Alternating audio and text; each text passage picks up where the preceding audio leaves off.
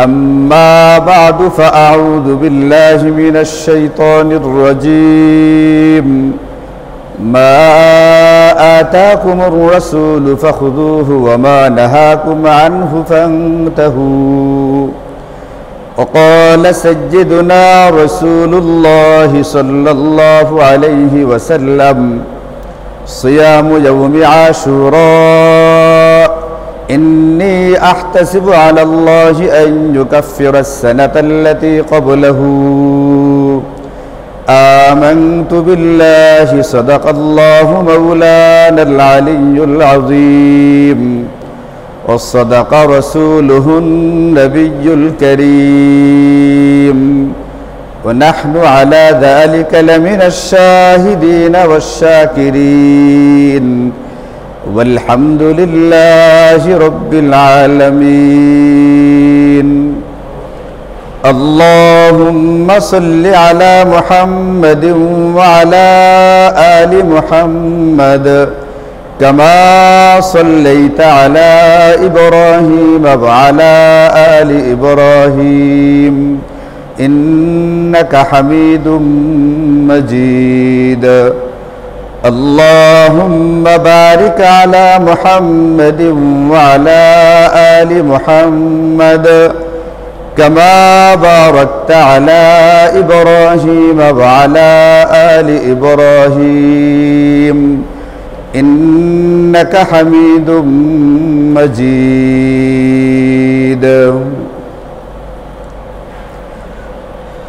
আল্লাহ তাআলা কুরআনে কারীমে আমাদেরকে বলেছেন মা আতাকুমুর রাসূল, রাসূল তোমাদেরকে যে সমস্ত বিষয় দিয়েছেন ফাখুযুহু এইগুলোকে গ্রহণ করো,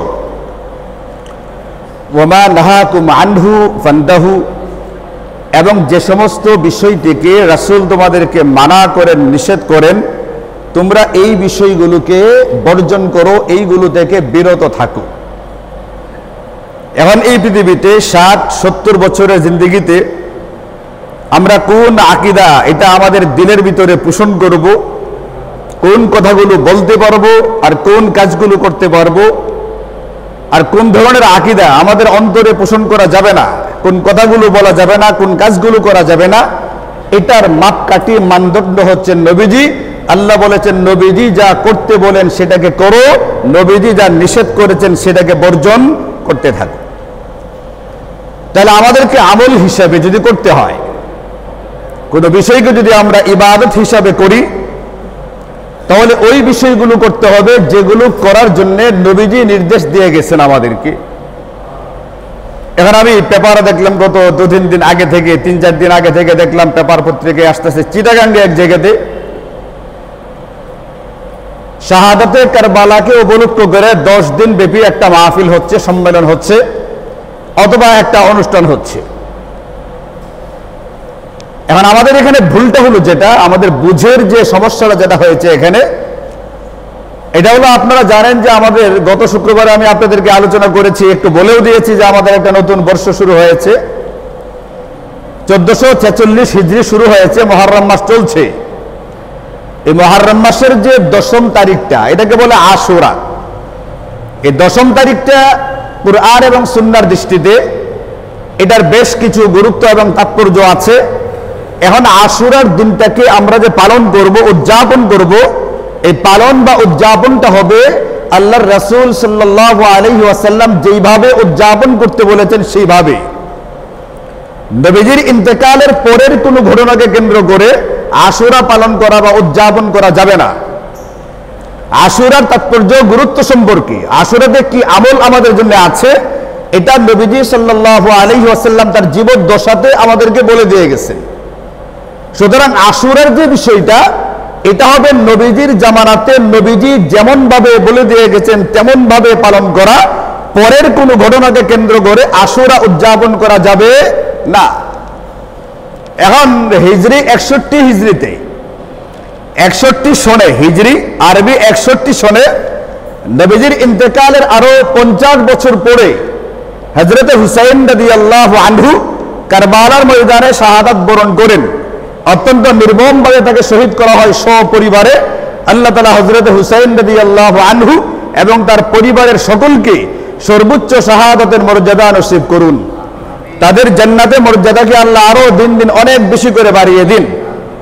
নবীজির ইন্তেকালের 50 বছর পরে 61 হিজরিতে কারবালার ময়দানে হযরতে হুসাইনকে তার পরিবার সহকারে নির্মমভাবে শহীদ করা হয়। এখন অনেকে মনে করে থাকে আশুরার দিনের তাৎপর্য সম্ভবত হুসাইনের শাহাদাতকে কেন্দ্র করে। আচ্ছা বলেন, হযরতে হুসাইন ইন্তেকাল করেছেন, শহীদ হয়েছেন নবীজির ইন্তেকালের কত বছর পরে? 50 বছর পরে। নবীজির ইন্তেকালের 50 বছর পরে যে ঘটনা সংঘটিত হয়েছে, ওই ঘটনাকে কেন্দ্র করে তো আমরা কোনো আমল করতে পারি না, কারণ ওই ঘটনাকে কেন্দ্র করে নবীজি কিছু বলে দিয়ে যান নাই। নবীজি আশুরা সম্পর্কে বলেছেন নবীজির জীবদ্দশায়। এখন আমরা যেটা খিচুড়ি বানিয়ে ফেলেছি, এটা হলো আশুরা মানে কারবালা, কারবালা মানে আশুরা, অথচ আশুরা মানে কারবালা না, কারবালা মানে আশুরা না। আশুরার তাৎপর্য, আশুরার গুরুত্ব এটা হযরতে নূহ আলাইহিস সালাতু ওয়াস সালামের জামানা থেকে চলে আসছে। এটা হযরতে হুসাইনের শাহাদাতকে কেন্দ্র করে এটার তাৎপর্য, গুরুত্ব এটা ভাববার কোনো সুযোগ আমাদের জন্য নেই। এখানে যেটা হয়েছে এটা হলো ওই যে আগে থেকে একটা গুরুত্বপূর্ণ দিবস, আগে থেকে তাৎপর্যপূর্ণ একটা দিন, আশুরার দিন, ঘটনাক্রমে ওই দিন হযরতে হুসাইন রাদিয়াল্লাহু আনহু এর শাহাদাতের ঘটনা সংঘটিত হয়েছে। ওটা একটা ঐতিহাসিক ঘটনা, কিন্তু এই ঘটনাকে কেন্দ্র করে আশুরার ফজিলত বা মর্যাদা এটা শরীয়তে সাব্যস্ত হয় নাই। আশুরার মর্যাদা সাব্যস্ত হয়েছে এই ঘটনার আরো বহু আগে থেকে। সাহাবী রাসূল রাদিয়াল্লাহু আনহু হাদিস বর্ণনা করেন যে আশুরার প্রেক্ষাপটটা কি, আশুরার তাৎপর্যটা কি, আশুরা কেন আমাদের ইসলামী শরীয়তে এত গুরুত্বপূর্ণ। তিনি বলেন যে কাদিমা রাসূলুল্লাহ সাল্লাল্লাহু আলাইহি ওয়াসাল্লাম আল মদিনা। আমরা জানি যে নবীজি সাল্লাল্লাহু আলাইহি ওয়াসাল্লাম নবুয়তের 13 বছর পার করার পরে, মক্কাতে নবুয়তের 13 বছর পার করার পরে আল্লাহ পাকের হুকুমে হিজরত করে মক্কা থেকে কোথায় যান? মদিনাতে যান। ফারাআল ইয়াহুদা তাসুমুহু ফি ইয়াউমিন। অনেক গিয়া দেখেন নবীজি 10ম তারিখে, মানে মুহররমের 10ম তারিখ, যেটাকে আশুরা বলা হয়ে থাকে, নবীজি হিজরত করে মক্কা থেকে মদিনায় যাওয়ার পরে গিয়া দেখেন মদিনার ইহুদিরা আশুরার দিনে রোজা রেখে থাকে। তখন নবীজি এদেরকে জিজ্ঞেস করেন, তোমরা এই দিন কেন রোজা রেখে থাকো? তখনকার ইহুদিরা উত্তর দিল, এই দিনের ভিতরে আল্লাহ তাআলা আমাদের যে রাসূল এবং আমাদের যারা পূর্বপুরুষ বনি ইসরাইল, নবীজি কে তারা উত্তর দিচ্ছে এটা। ঘটনাটা কি শুনেন। নবীজি জিজ্ঞেস করেন, তোমরা আশুরার দিনে কেন রোজা রাখো, এর প্রেক্ষাপটটা কি, ঘটনাটা কি? তারা উত্তর দিল, আজ থেকে হাজার হাজার বছর আগে কুখ্যাত শাসক, জালেম শাসকের হাত থেকে আল্লাহ তাআলা হযরতে মূসা আলাইহিস সালাম এবং বনি ইসরাইলকে ওই কুখ্যাত জালেম ফেরাউনের জুলুম থেকে মুক্ত করেছিলেন, উদ্ধার করেছিলেন। এই ঘটনা থেকে উদ্ধার হওয়ার পরে যখন হযরতে মূসা এবং বনি ইসরাইল জালেম শাসক ফেরাউনের জুলুম থেকে মুক্ত হলেন, এটার পরে সাইয়্যিদুনা হযরতে মূসা আলাইহিস সালাতু ওয়াস সালাম আল্লাহ পাকের শুকরিয়া আদায় করার জন্য, যেহেতু আশুরার দিনে তারা ফেরাউনের জুলুম থেকে মুক্তি পেয়েছিলেন, এই দিন তিনি শুকরিয়া হিসেবে রোজা রাখতেন। তাকে অনুসরণ করে এই জামানার ইহুদি যারা আমরাও এই দিন রোজা রেখে থাকি। তাহলে ঘটনাটা কি? রোজা রাখার ঘটনা ঘটতেছে হযরতে হুসাইনের শাহাদাতের আগে না পরে? রোজা রাখার ঘটনা ঘটতেছে আগে থেকে। সাইয়্যিদুনা হযরতে মূসা আলাইহিস সালাতু ওয়াস সালামের জামানা থেকে ঘটনা ঘটে। নবীজির জামানার ইহুদিরা রোজা রাখে। নবীজি জিজ্ঞাসা করার পরে যখন বুঝলেন যে প্রেক্ষাপট এইটা, ঘটনা এইটা, তখন তিনি বললেন যে নাহনু আহাক্কু বিমূসা মিনকুম। যদি হযরতে মূসার ইত্তিবা ইতাআত করতে হয়, যদি হযরতে মূসাকে অনুসরণ করে রোজা রাখতে হয়, তাহলে তোমাদের চেয়ে এই রোজা রাখার ব্যাপারে বেশি আমি হকদার। তখন নবীজি ফাসসামাহু, নবীজি নিজেও রোজা রাখতে শুরু করলেন। ওয়া আমারা বিসিয়ামিহি, এবং হযরতে সাহাবায়ে কেরামকে আশুরার দিনে রোজা রাখার হুকুম দিয়ে দিলেন। তাহলে রোজা রাখার হুকুম দিবেন হযরতে হুসাইনের শাহাদাতের পরে না আরো আগে? আরো কতদিন আগে? কমপক্ষে 50 বছর আগে। কতদিন আগে?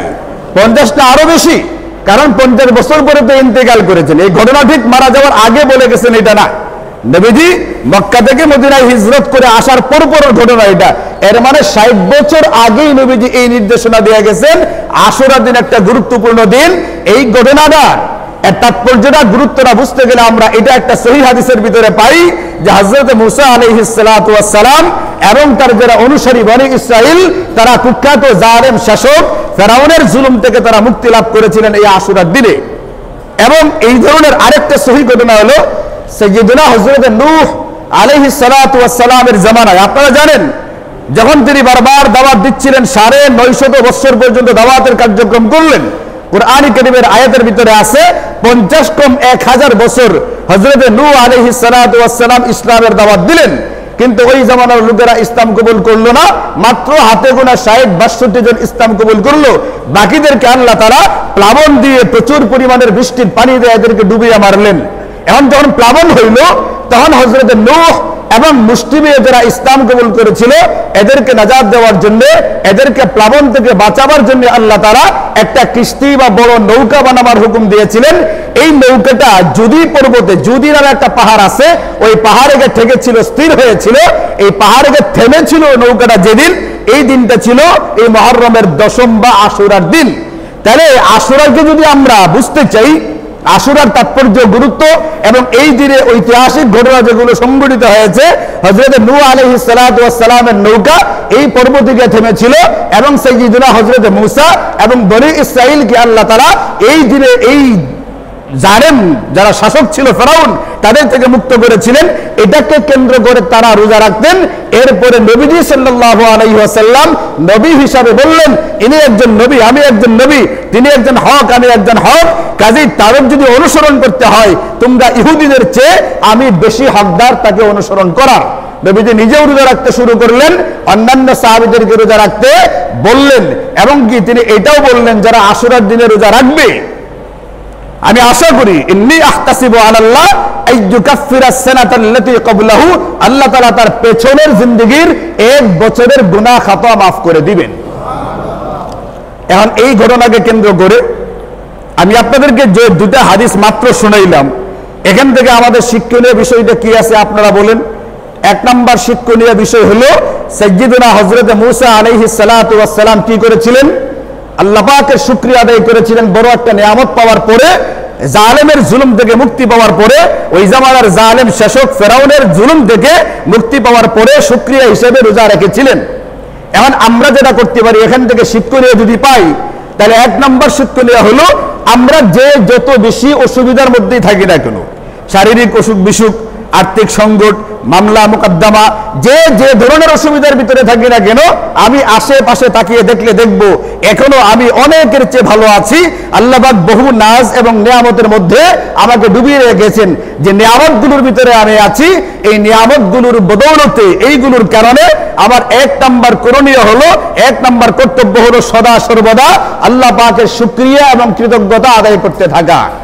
যেমনটা হযরতে মূসা আলাইহিস সালাতু ওয়াস সালাম আল্লাহ পাকের শুকরিয়া আদায় করতে গিয়ে কি করেছেন? রোজা রেখেছিলেন। আল্লাহ পাক কোরআনে বলেন, লা ইন শাকারতুম লা আযীদান্নাকুম, যদি তোমরা শুকরিয়া আদায় করো, কৃতজ্ঞতা প্রকাশ করো, যাকে যে ধরনের নিয়ামতের মধ্যে রেখেছি, সে যদি এই নিয়ামতগুলোর কারণে শুকরিয়া আদায় করে, আল্লাহ নিজে বলেন লা আযীদান্নাকুম, আমি অবশ্যই অবশ্যই তোমাদেরকে নিয়ামত আরো বাড়িয়ে দিব।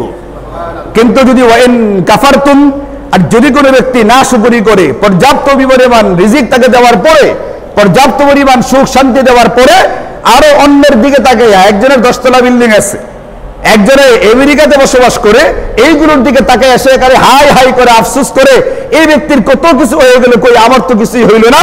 যদি এমনটা কেউ করতে থাকে, আল্লাহ বলেন যে আমার শাস্তি অত্যন্ত কঠিন, আমার পাকড়াও বড় কঠিন।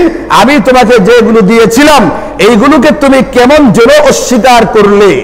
যখন তুমি অন্যটা দেখে আফসোস করবে, তোমাকে যে পরিমাণ দেওয়া হলো তুমি কেমন যেন সেইটাকে দেখে আফসোস করলে।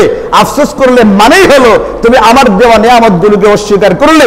যারা এমনটা করবে তাদের জন্য আমার পাকড়াওটা আল্লাহ শাদীদ, মানে বড় ভয়ঙ্কর এবং বড় রকমের কঠিন। এই জন্য মেরে ভাইও, আমরা যে জিনিসটা এই ঘটনাকে কেন্দ্র করে পাই, যদি করণীয় যদি আমরা শিখতে চাই, বুঝতে চাই, 1 নম্বর করণীয় হলো যে যে পরিমাণ নাজ এবং নিয়ামতের মধ্যে আছি, এইগুলোর জন্য আল্লাহ পাকের কাছে শুকরিয়া আদায় করা চাই। মাঝে মধ্যে 2 রাকাত নফল নামাজ পড়ে আল্লাহ পাকের কাছে শুকরিয়া করে বলা চাই, আল্লাহ এই বিষয়গুলো তো আমার মধ্যে আছে, এই জন্য নাও থাকতে পারত। রাস্তাঘাটে আমরা কত রকমের মানুষ দেখি, কত রকমের অসহায় মানুষকে দেখি। রাস্তায় তো বৃষ্টির দিনে কাদা আর পানির ভিতরে এমনটা দেখি, তার দুইটা পা নাই, গড়ায় গড়ায় গড়ায় গড়ায় যাইতেছে আর ভিক্ষা চাইতেছে। আল্লাহ পাক তো আমাকে ভালো রাখছেন, আমার তো গড়াইতে হয় না, আমার দুটা পা আছে, এই দুই পায়ের ভিতরে আবার একটা দামি জুতা বা স্যান্ডেলও আমার পায়ে আছে। আল্লাহ পাক বহু ভালো রেখেছেন, এই জিনিসটা মাথায় রাখতে হবে। শুধুমাত্র আশেপাশে বড় বড় বিল্ডিং, আশেপাশে কোন ব্যক্তি বেশি ভালো আছে ওটার দিকে তাকাইলে তখন না শুকরের ভাবটা আসে। আর আশেপাশে যদি আমি বিপরীত দিকটার দিকে তাকাই, যারা এতটা ভালো অবস্থা নেই, তখন আপনি দেখবেন আপনার ভিতর থেকে আল্লাহ পাকের প্রতি কি পরিমাণ কৃতজ্ঞতা বের হয়ে আসে। আমাদের দৃষ্টিটা একতরফা, এই জন্য অসুবিধা। দৃষ্টিটা দুতরফা করা চাই, এদিকেও দেখা চাই ওদিকেও দেখা চাই, তাহলে ভালো থাকা যাবে ইনশাল্লাহ। যেরকম শারীরিকভাবে ভালো আছি, মনের প্রশান্তি যেটা, এটাও আল্লাহ পাক আমাদেরকে দান করবেন। তাহলে আমাদের 1 নম্বর করণীয় হচ্ছে সদা সর্বদা আল্লাহ পাকের শুকরিয়া আদায় করা চাই। 2 নম্বর, যদি কোনো করণীয় থাকে, আমাদের এখান থেকে শিক্ষা নেওয়ার কোনো কিছু থাকে যেটা আমরা জিন্দেগিতে ধারণ করব, তাহলে এমন একটা শিক্ষণীয় বিষয় হলো, ইহুদিরা যখন বলল যে হযরতে মূসা এই দিন নাজাত পেয়েছিলেন, এই কারণে আমরা রোজা রাখি, তখন নবীজি বললেন যে মূসার যদি অনুসরণ করতে হয়, তাহলে তোমাদের চেয়ে অনুসরণ করার বেশি হকদার আমি। এখান থেকে আমাদের শিক্ষণীয় হলো, আমাদেরকে সদা সর্বদা হক যেটা, ন্যায় যেটা, সত্য যেটা, ভালো যেটা, এটার পক্ষে সমর্থন করা লাগবে, এটাকে অনুসরণ করা লাগবে। এখন আমাকে হক অনুসরণ করতে গিয়ে যদি এটা আমার পরিবারের বিরুদ্ধে যায়, এটা যদি আমার প্রতিষ্ঠানের বিরুদ্ধে যায়, এটা যদি আমার সমাজের বিরুদ্ধে যায়, এটা যদি আমার দলের বিরুদ্ধে যায়, যাক, এরপরেও আমি যদি কোনো কিছু শিখতে চাই, বুঝতে চাই, এখানে আমাকে শিক্ষা দেওয়া হলো এটা, তুমি সদা সর্বদা হক যেটা, ন্যায় যেটা, ইনসাফ যেটা, ভালো যেটা, এটার অনুসরণ করবে, এটার পক্ষে থাকবে, এটা তোমার জন্য করণীয়। যেমন নবীজি আমাদেরকে দেখাইলেন, মূসা আলাইহিস সালাতু ওয়াস সালামের অধিক হকদার আমরা। কেন? কারণ হযরতে মূসা একজন রাসূল, তিনি একজন হক ন্যায়ের পথে ছিলেন। কাজেই আমি একজন রাসূল হিসাবে, হক হিসাবে, হকের অনুসরণ করবে, ন্যায়ওয়ালা ন্যায়ওয়ালার অনুসরণ করবে, ইনসাফওয়ালার অনুসরণ করবে। এটাই হচ্ছে আমাদের জন্য আল্লাহ রাসূলের পক্ষ থেকে দেওয়া 2 নম্বর শিক্ষণীয়।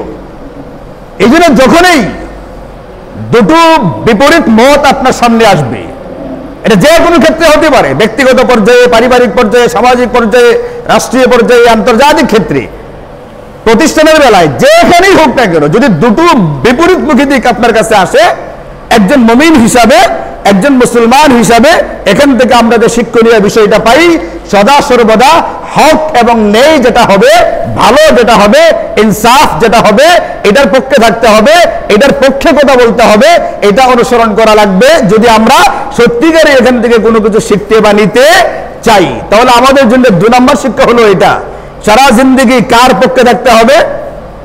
হক আর ন্যায়ের পক্ষে, ইনসাফের পক্ষে এবং সত্যের পক্ষে। আল্লাহ তাআলা আমাদেরকে তৌফিক দান করুন। মুহররমের 10 তারিখ আশুরাকে কেন্দ্র করে যদি আমাদের কোনো কিছু করতে হয়, কোনো আমল করতে চাই, শিক্ষণীয় কোনো কিছু থেকে থাকে, তাহলে আমাদের জন্য 3 নম্বর গুরুত্বপূর্ণ কর্তব্য হলো, করণীয় হলো, একটু আগে আমি আপনাদেরকে বললাম, নবীজি বলেছেন, যদি কোনো ব্যক্তি আশুরার দিনে রোজা রাখে, তাহলে আমি আল্লাহ পাকের কাছে আশা করি, আল্লাহ পাক এই ব্যক্তির পেছনের জিন্দেগির 1 বছরের গুনাহ খাতা মাফ করে দিবেন। তাহলে আমাদের 3 নম্বর করণীয় হলো, যদি আমরা কোনো কিছু করতে চাই, তাহলে আশুরার দিনে, মানে এই মুহররম মাসের 10 তারিখে, যেটা আমাদের চলতি বছর হবে আগামী বুধবার, মঙ্গলবার দিবাগত সেহরি খেয়ে বুধবার রোজাটা রাখা লাগবে। তাহলে আমাদের 3 নম্বর করণীয় কর্তব্য হলো, যদি কোনো কিছু করতে চাই, তাহলে আশুরার দিনে রোজা রাখা চাই, এটা আমরা করতে পারি। এই হাদিস থেকে আবার কয়েকটা বিষয় একটু ভালো করে খেয়াল রাখা লাগবে। নবীজি বলছেন, যদি কোনো ব্যক্তি আশুরার দিন একদিন রোজা রাখে, পিছনের জিন্দেগির 1 বছরের গুনাহ খাতা মাফ করে দেওয়া হবে। কারণ এই যে কিছু কিছু আমলের দ্বারা আশুরার দিনের রোজা রাখাটা ফরজ না ওয়াজিব আপনাদের জানা আছে? এটা একটা মুস্তাহাব, এটা মনে রাখবেন। আশুরার দিনের রোজা রাখার বিধানটা হচ্ছে মুস্তাহাব পর্যায়ের বিধান। এই জন্য নবীজি বলেন, রমজানের রোজা ফরজ হওয়ার পরে, ইন্না আশুরা ইয়াউমুম মিন আইয়ামিল্লাহ ফামান শাআ সামাহু ওয়া মান শাআ তারাকাহু। আশুরার দিন অন্যান্য দিনের মতো একটা দিন, সুতরাং যে ব্যক্তি চায় রোজা রাখার সে রোজা রাখবে। আর যদি কোনো ব্যক্তি রোজা রাখতে না চায়, তাহলে তার রোজা ভাঙ্গারও কি আছে? অনুমতি আছে। রোজা রাখার ফরজও না, ওয়াজিবও না, একটা মুস্তাহাব পর্যায়ের রোজা বা আমল। এখন আপনি বলেন, একটা মুস্তাহাব পর্যায়ের আমল করা, একটা রোজা রাখার মাধ্যমে পিছনের জিন্দেগির সমস্ত গুনাহ খাতা মাফ হবে। এই গুনাহগুলো কোন রকমের গুনাহ? আপনি বলেন, আমি আগেও বলছি বিভিন্ন বয়ানে বারবার, এই গুনাহগুলো কোন গুনাহ? এই গুনাহগুলো সগীরা গুনাহগুলো মাফ হবে, কবিরা গুনাহ কিন্তু আমল করার দ্বারা মাফ হয় না। কবিরা গুনার জন্য আলাদাভাবে তওবা করতে হয়। যদি কবিরা গুনাহ মাফ হয়ে যাইতো না, তাহলে আবেদ আলী যে ইবাদত করছে গত 2005 সন থেকে নিয়ে এই পর্যন্ত প্রশ্নপত্র ফাঁস কইরা, তাহলে প্রতি বছর আশুরা রোজা রাইখা বাকি জিন্দেগির সব গুনাহ কি করাই লইতো আবেদ আলী। নাম তো হইল আবেদ। আবেদ মানে ইবাদতকারী। আবেদ মানে কি? নাম তো আবেদ। গাড়ির ভিতরে নামাজ পড়ে, সমুদ্রের পাড়ায় দাঁড়ায় নামাজ পড়ে, কত বড় বুজুর্গ এই আবেদ আলী। এই গত 5 সন থেকে নিয়ে এই পর্যন্ত যে পরিমাণ প্রশ্ন ফাঁস করার ইবাদত করছে, এই আশুরার দিনে রোজা রাইখা রাইখা গত প্রত্যেক বছরের গুনাহ কি করে লাইতো? মাফ করায় ফেলতো। মানুষের কাছ থেকে টাকা নিয়ে, ঘুষ খায়া, দুর্নীতি করে যে গুনাহগুলো করছে, এই গুনাহগুলো এই জাতীয় মুস্তাহাব আমলের দ্বারা মাফ হয় না। মাফ হয় শুধুমাত্র সগীরা গুনাহ। আর যদি কবিরা গুনাহ হয়ে থাকে, আল্লাহ পাকের দরবারে 3টা শর্তের ভিত্তিতে তওবা করতে হয়। কোন বান্দার হক নষ্ট করে থাকলে 4 নাম্বার বান্দার হক আদায় করে দিতে হয়। কাজে 2005 সন থেকে যার কাছ থেকে যে পরিমাণ টাকা নেওয়া হয়েছে, ওই পরিমাণ টাকা তাদেরকে পৌঁছে দিতে হবে। যদি তারা কেউ মারা গিয়া থাকে, শরীয়তের মাসআলা হলো তার ওয়ারিসদের কাছে পৌঁছাইতে হবে। এবার তালাশ করতে থাকো কয়জনের কাছ থেকে টাকা নিছো, তাদের ওয়ারিস কে কোন জায়গায় আছে। যদি কোনো ওয়ারিস বাইচা না থাকে, তাহলে তাদের নামে ওই পরিমাণ টাকা দান, সাদাকা, খায়রাত করতে হবে, নিজের নামে করা যাবে না। এই জন্য এটা মনে রাখতে হবে, যে সমস্ত আমলের দ্বারা পেছনের জিন্দেগির গুনাহ খাতা মাফ হয়, এইগুলো সগীরা গুনাহ। কবিরা গুনাহ কখনোই আমল দ্বারা মাফ হয় না। এটার জন্য আলাদাভাবে তওবা করতে হয়, আল্লাহ পাকের কাছে মাফ চাইতে হয়। আর বান্দার হক নষ্ট করে থাকলে ওই হকটাকে আদায় করে দিয়ে তারপরে ইস্তেগফার তওবা করতে হয়। এই রোজা রাখার ব্যাপারে আরেকটা কথা মাথায় রাখবেন, সেটা হলো এটা আমি আপনাদেরকে বলছি, রোজাটা ফরজ বা ওয়াজিব না। এই জন্য কেউ কাউকে জোর জবরদস্তি করতে পারবে না। এটা নফল রোজা, মুস্তাহাব রোজা। যার শারীরিকভাবে সুস্থতা আছে, রোজা রাখতে অসুবিধা নেই, এবং রোজা রাখতে তার কোনো রকমের প্রতিবন্ধকতার শিকার হইতে হয় না, খাবার দাবার ইত্যাদির আয়োজনে কোনো অসুবিধা হয় না। যে রাখতে পারে সে রাখবে। আর যদি কারো কোনো অসুবিধা থাকে, তাহলে তাকে কখনোই তিরস্কার করা যাবে না। নবীজি বলেছেন, ওমান শাআ তারাকাহু, যদি কোনো ব্যক্তি কোনো কারণে রোজা রাখতে না পারে, তাকে খারাপ নজরে, তিরস্কারের নজরে কখনোই দেখা যাবে না। এখন এই রোজাটা যে রাখা হবে, রাখার পদ্ধতিটা কি? এই ব্যাপারে নবীজি সাল্লাল্লাহু আলাইহি ওয়াসাল্লাম আমাদেরকে বিভিন্ন হাদিসে পাকের মধ্যে বলেন, তোমরা যে দুনিয়াতে চলবে, তোমাদের বেশভূষা, চিন্তা চেতনা, তোমাদের আচার আচরণ, এমনকি তোমাদের ইবাদত বন্দেগী, এইগুলো কখনোই যেন ইহুদি এবং খ্রিস্টানদের সাথে মিলে না যায়। মানে বিধর্মী যারা হবে, মুশরিক যারা হবে, এদের সঙ্গে তোমাদের জন্য কোনোভাবেই কোনো মিলঝুল না হয়।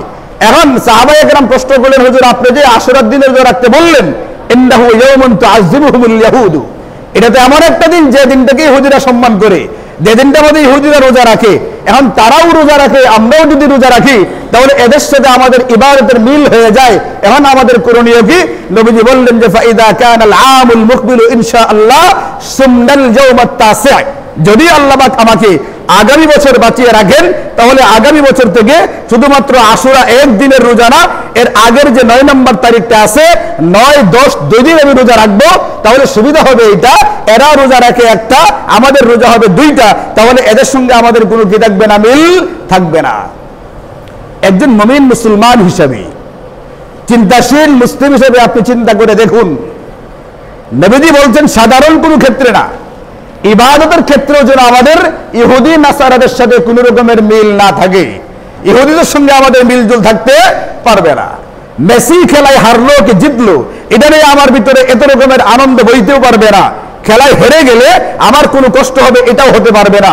মুমিন কোথায় আনন্দিত হবে, কোথায় সে কষ্ট পাবে, এটার যে হেদায়েত, এটার যে নির্দেশনা, এটার যে বিধান, এটাও কোরআন এবং সুন্নাহর ভিতরে আমাদেরকে দিয়ে দেওয়া আছে। আপনি মেসির জন্য আনন্দিত হবেন। আপনি দেখছেন মেসি যখন সাদা জার্সিতে খেলে, আমি পেপারে তার ছবিটা দেখছি, এখন সাদা জার্সি পরে সে কি আর্জেন্টিনার হয়ে খেলে নাকি তার যে ক্লাবের পক্ষ থেকে খেলে, এটা বুঝতে পারি নাই।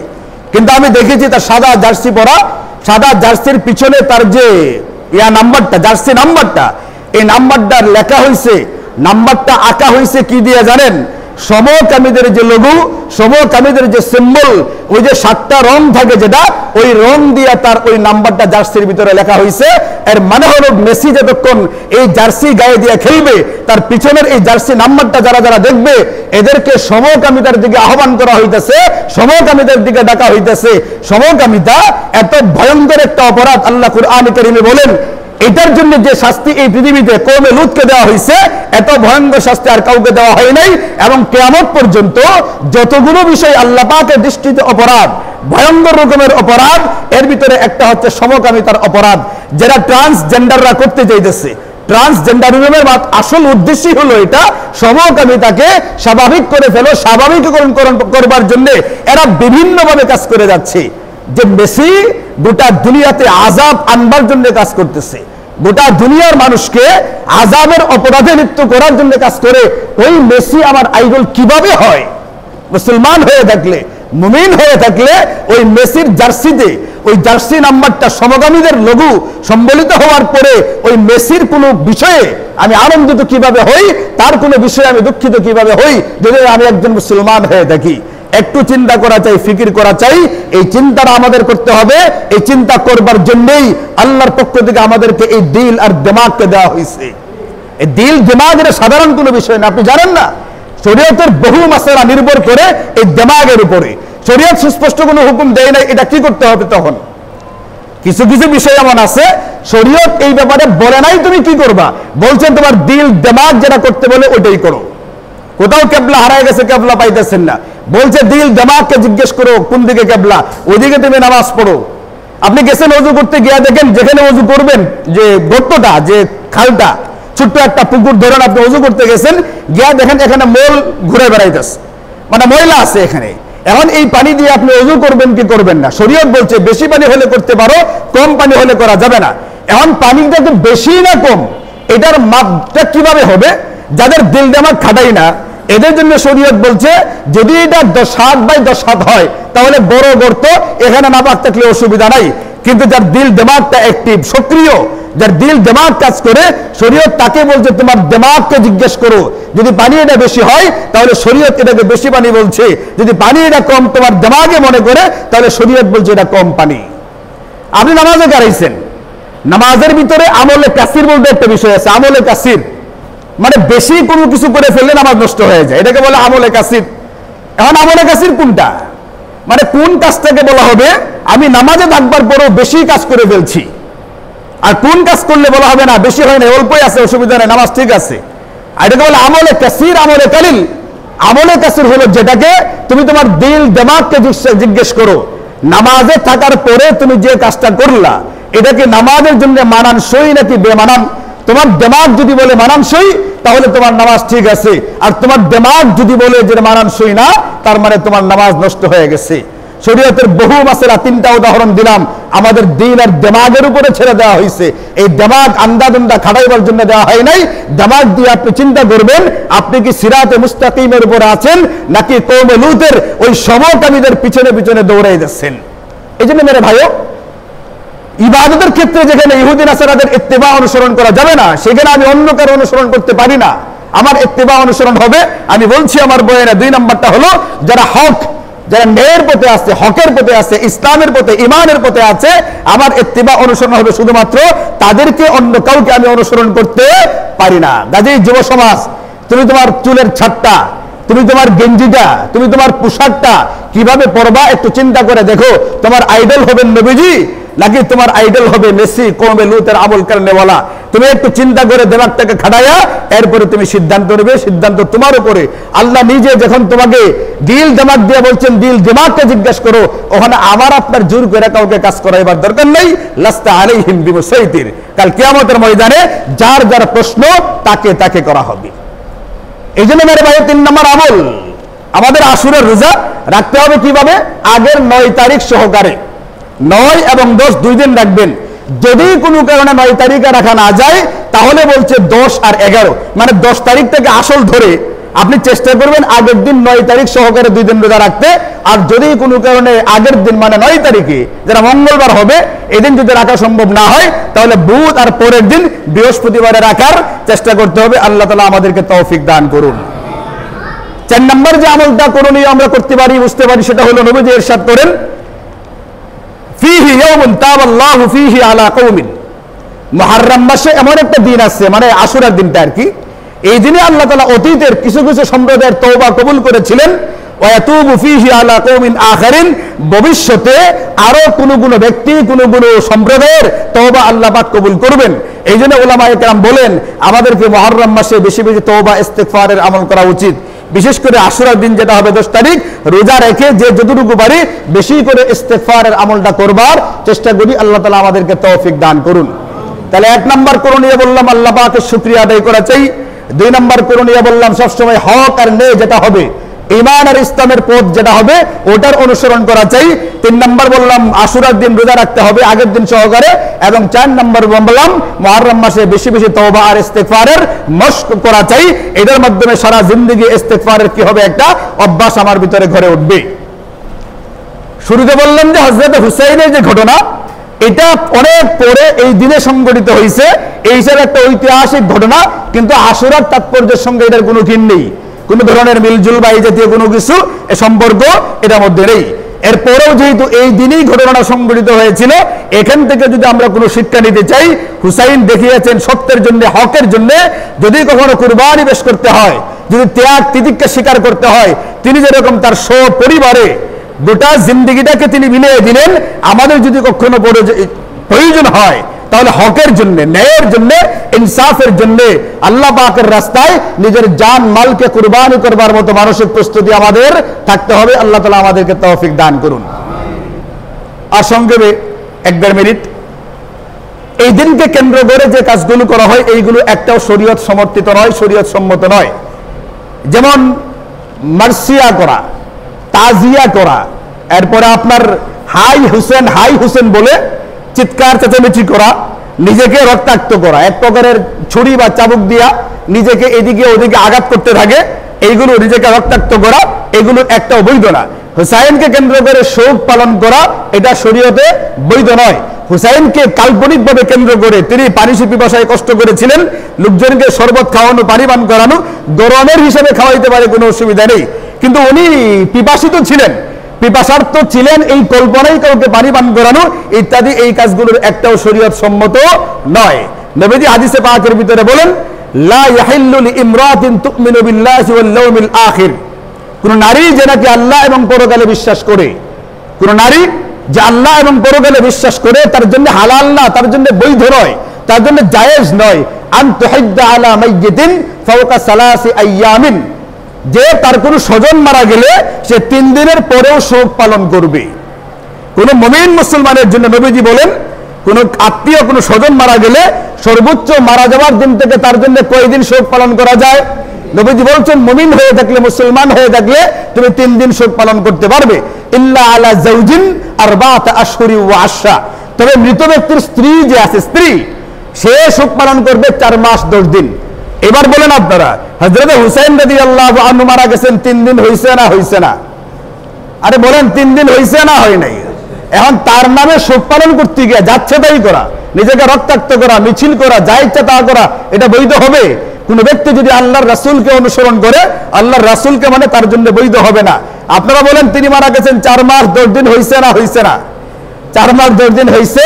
আর সবচেয়ে বড় কথা হলো তার স্ত্রীও যে শহীদ হয়ে গেছিলেন, তার স্ত্রী জীবিত ছিলেন না। আমরা যারা এখানে আছি আমাদের কি স্ত্রী হওয়ার সুযোগ আছে? আরে পুরুষ কি স্ত্রী হতে পারে?